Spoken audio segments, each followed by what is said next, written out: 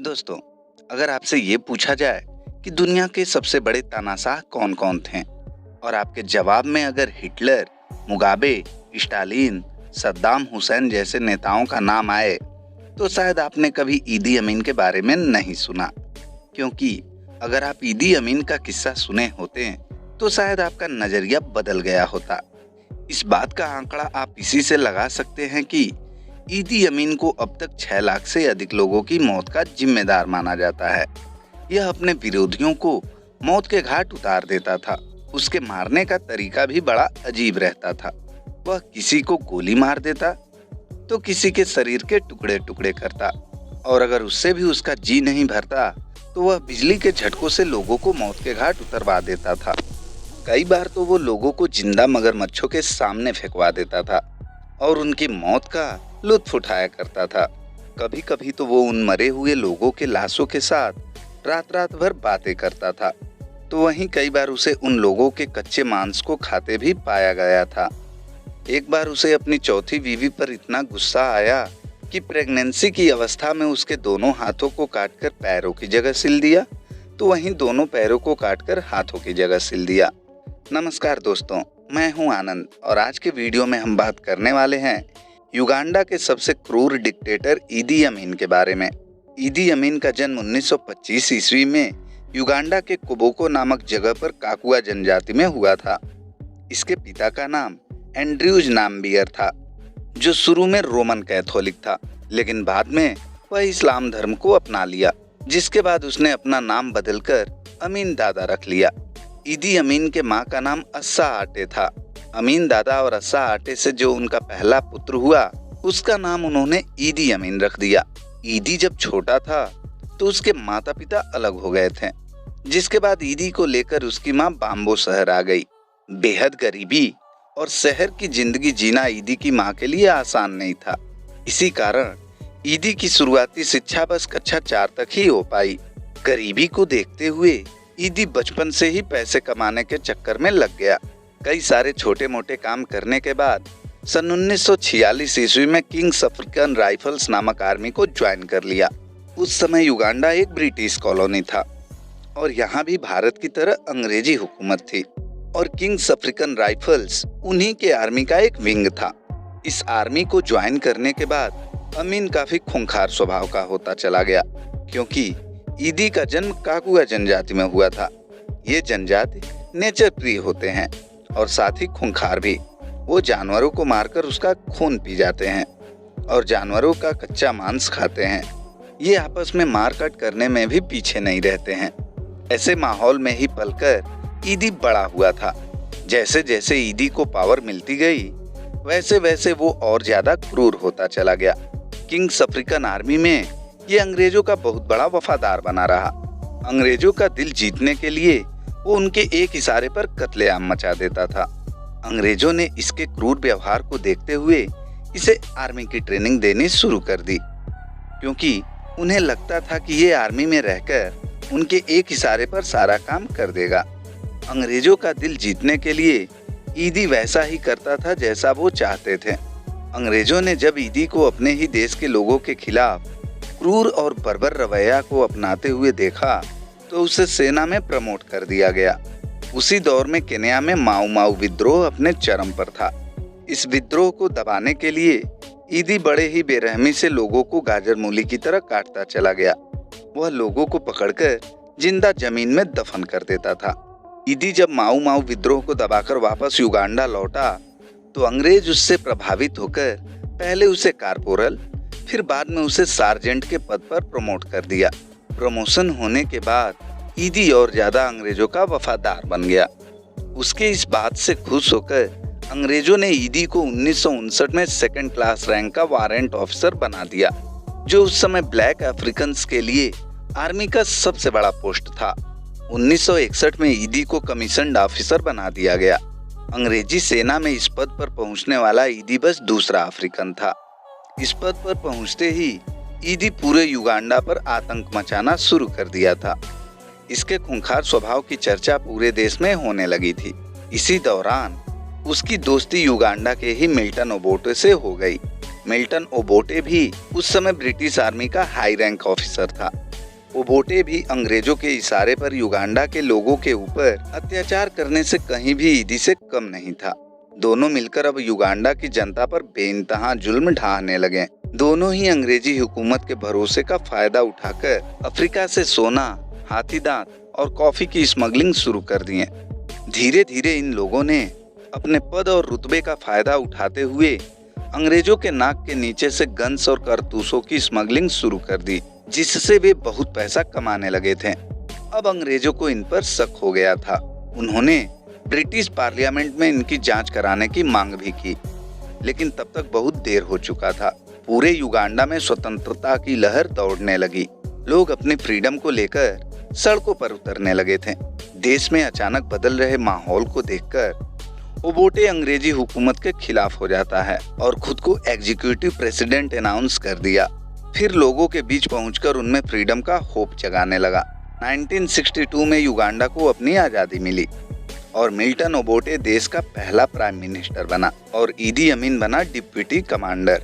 Army पर ईदी के कमांड को देखते हुए उसे 1964 में कमांडर ऑफ आर्मी बना दिया गया और इसी दौरान ओबोटे ने प्रेसिडेंसी भी हासिल कर ली। ईदी को 1970 में कमांडर ऑफ ऑल फोर्सेज का पद दिया गया। अब तक तो ईदी और ओबोटे की दोस्ती गहरी थी, लेकिन इस पद पर अपने आने के बाद ईदी काफी महत्वाकांक्षी हो गया था। एक समय था जब ईदी और ओबोटे दोस्त हुआ करते थे, लेकिन ओबोटे के राष्ट्रपति बनते ही ईदी को तकलीफ होने लगी, क्योंकि ईदी को ओबोटे के अंडर में काम करना और उससे परमिशन लेना कतई पसंद नहीं था। इसी वजह से ईदी अमीन ओबोटे को हटाकर खुद युगांडा का प्रेसिडेंट बनना चाहता था, लेकिन ये ओबोटे के जीते जी संभव नहीं था। ऐसे में ईदी अपनी पावर बढ़ाना शुरू कर दिया। इसके लिए उसने फोर्सेज में काकुआ, लुम्बारा, दक्षिणी सुडानी जैसे माइनॉरिटीज एथनिक लोगों को भर्ती करना शुरू कर दिया। वो खुद इन लोगों को ट्रेन करता, उनके बीच उठता बैठता, उनकी समस्याओं का समाधान करता। इस तरह वो पूरे फोर्सेज को अपने फेवर में करने लगा। नील नदी के किनारे के माइनॉरिटीज के लोगों को लगातार फोर्स में भर्ती करने से फोर्स में इनकी संख्या बढ़ गई थी। ये माइनॉरिटीज ईदी को भगवान की तरह पूजते थे। 1968 तक ईदी का पूरे फोर्सेज पर कंट्रोल हो गया। 1969 में एक दिन मौका पाते ही ईदी ने ओबोटे के ऊपर जानलेवा हमला भी किया, जिसमें ईदी नाकाम रहा। इस हमले के बाद ओबोटे सतर्क हो गया। ईदी अमीन की अपने प्रति मंशा को समझते ही ओबोटे ने ईडी को कमांडर ऑफ ऑल फोर्सेज के पद से डिमोट कर आर्मी चीफ का पद दे दिया। अपना पद गंवाने के बाद ईदी और खतरनाक हो गया। वो धीरे धीरे लोगों के बीच जाकर उनको ओबोटे के खिलाफ भड़काने लगा। युगांडा की कई माइनॉरिटी जनजातियां तो पहले से ही ईदी के साथ खड़ी थी। ईदी का ये प्रयास सफल रहा। युगांडा की जनता को धीरे धीरे यकीन होने लगा कि ओबोटे एक करप्ट नेता है, उसकी जगह ईदी सही रहेगा। 25 जनवरी 1971 को ओबोटे सिंगापुर में आयोजित कॉमनवेल्थ समिट मीटिंग में भाग लेने गया। उसी समय युगांडा में ईदी अपने वफादार फोर्सेस के साथ मिलकर ओबोटे को अपदस्थ कर खुद को राष्ट्रपति घोषित करते हुए commander in chief of army भी बन बैठा।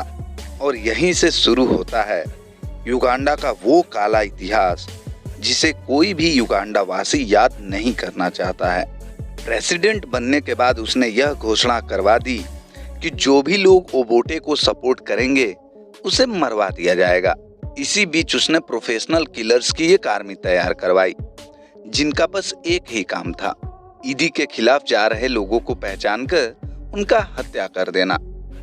1972 में ओबोटे तंजानिया से 20,000 रेफ्यूजीज की सेना लेकर युगांडा पर हमला कर देता है, जिसमें ओबोटे की हार हो जाती है। इस हमले से बौखलाए ईदी अमीन ने केवल शक के आधार पर लोंगो और अचोली कम्युनिटी के लोगों को मरवा दिया, जिसमें 5,000 सैनिक तथा 10,000 आम नागरिक थे। ईदी युगांडा में बस मुस्लिम कम्युनिटी को बढ़ावा दे रहा था।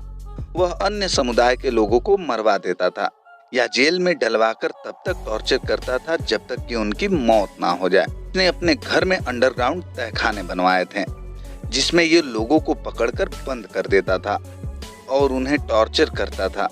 कभी कभी वो इनके शरीर के अंगों को काटकर तड़पा तड़पा कर मार देता था। औरतों के डेड बॉडी से वो घंटे बातें करता। लोगों को मारने के लिए उसने concentration camp, gas chamber, electrified chamber जैसे भयानक चीजें बनवा रखा था। यह हिटलर को अपना आइडल मानता था। जिस प्रकार हिटलर ज्यूस को जर्मनी का दुश्मन मानता था, उसी प्रकार ये एशियंस को युगांडा का दुश्मन मानता था। 1972 की एक सुबह उसने ये घोषणा कर दी कि सभी एशियंस युगांडा को खाली कर दें।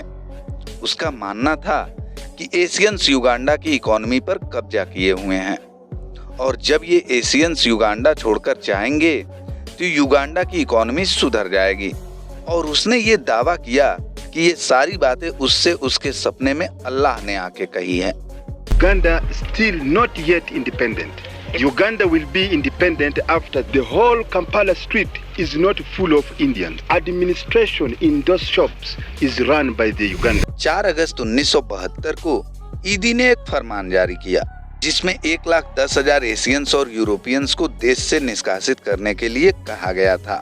ईदी के खौफ से बहुत से लोग देश छोड़कर भाग गए और बहुतों को तो पकड़कर मार दिया गया। ईदी के डर से रातों रात 1 लाख से ज्यादा लोग युगांडा छोड़कर भाग गए और जो नहीं गए उन्हें कंसंट्रेशन हाउस में ले जाकर बिजली का झटका देकर मार दिया गया। तो वहीं कुछ लोगों को पकड़कर जिंदा मगरमच्छ के आगे फेंक दिया गया। एशियंस और यूरोपियंस के जाने के बाद युगांडा की इकोनॉमी कोलैप्स कर गई, क्योंकि युगांडा की इकोनॉमी का 90% इकोनॉमिक सपोर्ट इन्हीं का था। इकोनॉमिक कोलैप्स होने के बाद युगांडा ने गरीबी का वो मंजर देखा जिसे वो देश कभी याद नहीं करना चाहेगा। 1977 में अमीन के अत्याचारों से परेशान होकर युगांडा लिबरेशन मूवमेंट के लोग, जो कि युगांडा आर्मी के सोल्जर्स थे, उन्होंने मफूता मिंगी नामक ऑपरेशन शुरू किया जिसका एकमात्र एम था ईदी अमीन की सरकार को खत्म करना। आर्मी की इस हरकत को देखकर ईदी आर्मी का ध्यान अपने ऊपर से हटाने के लिए तंजानिया पर अटैक कर दिया, लेकिन उसका ये चाल उल्टा पड़ गया और तंजानिया के आर्मी ने युगांडा की सेना को हराकर उस पर कब्जा कर लिया। अपने देश की ऐसी हालत को देखकर ईदी लीबिया भाग गया और फिर 1 साल बाद वो वहां से सऊदी अरेबिया चला गया, जहां 2003 में मल्टीपल ऑर्गन के फेल होने के चलते उसकी मौत हो गई। और इस तरह से धरती से एक ऐसे राक्षस का अंत हुआ जिसके लिए इंसानी मांस खाना बिल्कुल आम बात थी। तो दोस्तों, कैसा लगा ये वीडियो नीचे कमेंट बॉक्स में जरूर बताएं। धन्यवाद।